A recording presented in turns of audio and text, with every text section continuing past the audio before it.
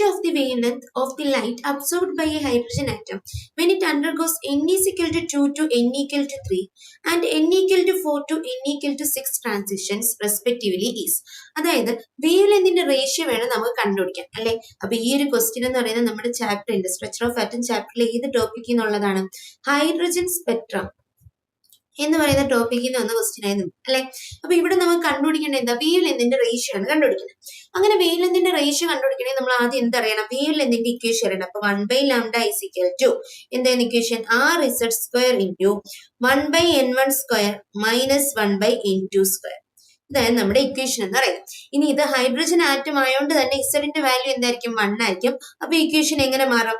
1/λ is equal to r into 1/n1² minus 1/n2² എന്നാവും. Okay അല്ലെ. അപ്പൊ ഇതാണ് നമുക്ക് ഇവിടെ യൂസ് ചെയ്യേണ്ട ഇക്വേഷൻ എന്ന് പറയുന്നത്.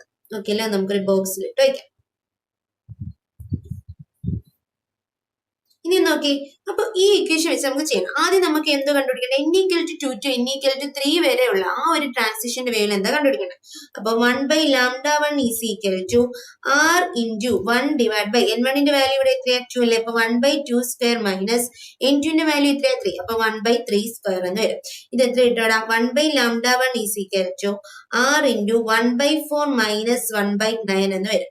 ഇത് ചെയ്യുമ്പോൾ 1/λ1 is equal to r into 9 minus 4 എത്ര കിട്ടും? 5. 5/36. 9 into 4 എത്ര? 36. അപ്പൊ ഇവിടുന്ന് λ1 is equal to എത്ര കിട്ടി?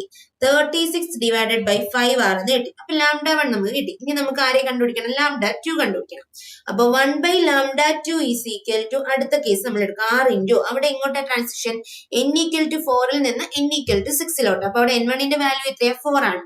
1/4² minus 1/6² എന്ന് വരും. ഓക്കെ അല്ലേ. അപ്പൊ ഇവിടുന്ന് 1/λ2 is equal to r into 1/16 minus 1/36 is equal to 1/λ2 is equal to എന്ത് കിട്ടും? r into 36 ന്ന് 16 പോയാൽ എത്ര കിട്ടും? 20 കിട്ടും അല്ലെ. അപ്പൊ 20 divided by 16 into 36 എന്ന് വരും. ഇവിടെ നമുക്ക് λ2 എഴുതാൻ പറഞ്ഞാൽ എങ്ങനെ എഴുതാം? λ2 is equal to 16 into 36 divided by 20r എന്ന് കിട്ടും. ഓക്കെ അല്ലേ. ഇനി നമുക്ക് എന്ത് കണ്ടുപിടിക്കണം? റേഷ്യോ കണ്ടുപിടിക്കണം. അപ്പൊ നമ്മൾ λ1/λ2 എടുക്കും. ഓക്കെ. λ1 എത്രയാണ്? 36 divided by 5r divided by λ2. അപ്പൊ എന്ത് ചെയ്താൽ മതി? റെസിപ്രോക്കൽ എടുത്ത് മൾട്ടിപ്ലൈ ചെയ്താൽ മതി. Into 20r divided by 16 into 36. അപ്പൊ നമുക്ക് ഇനി എല്ലാം വെട്ടിക്കളയാലോ. 36ഉം 36ഉം പോവും, 6ഉം പോവും. 5ഉം 20ഉം കൂടെ വെട്ടി ഇവിടെ 4 കിട്ടും. 4 16 കൂടെ വെട്ടി ഇവിടെ 4 കിട്ടും. അപ്പൊ എന്ത് കിട്ടി? λ1/λ2 is equal to 1:4 എന്ന് കിട്ടി. ഓക്കെ അല്ലേടാ. അപ്പൊ നമ്മുടെ ആൻസർ ഏത് വരും? ഓപ്ഷൻ ബി ആയിരിക്കും റൈറ്റ് ആൻസർ. ക്ലിയർ അല്ലേ?